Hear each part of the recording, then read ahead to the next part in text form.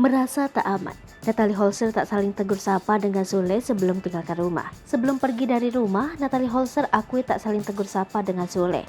Rumah tangga komedian Sule dan Natalie Holzer kini tengah di ujung tanduk perceraian.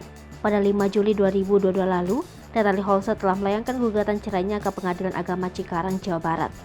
Sebelum mendaftarkan cerai, Natalie Holzer dan Sule ternyata sudah pisah rumah. Sebelum pergi dari rumah Sule, Natalie mengaku tak saling tegur sapa dengan suaminya itu.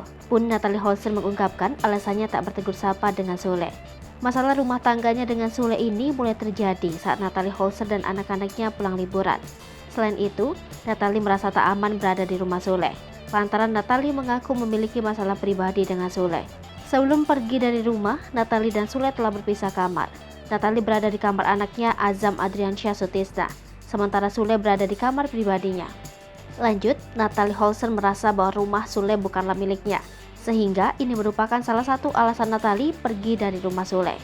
Di sisi lain, Natalie menyalahkan dirinya atas permasalahan yang terjadi. Selama ini Natalie merasa pihak Sule tak pernah mencari dirinya setelah pergi dari rumah. Natalie menambahkan Sule menghubunginya karena merindukan Azam. Sule selalu menghubungi melalui sambungan video call untuk mencari Azam. Namun, Sule tak pernah ada upaya untuk memperbaiki hubungan rumah tangganya dengan Natalie Holzer. Pun dari Natalie juga melakukan hal yang sama. Natalie tak merasa gengsi untuk memperbaiki hubungannya dengan Sule. Hanya saja Natalie mengaku lelah dengan keadaan yang terjadi.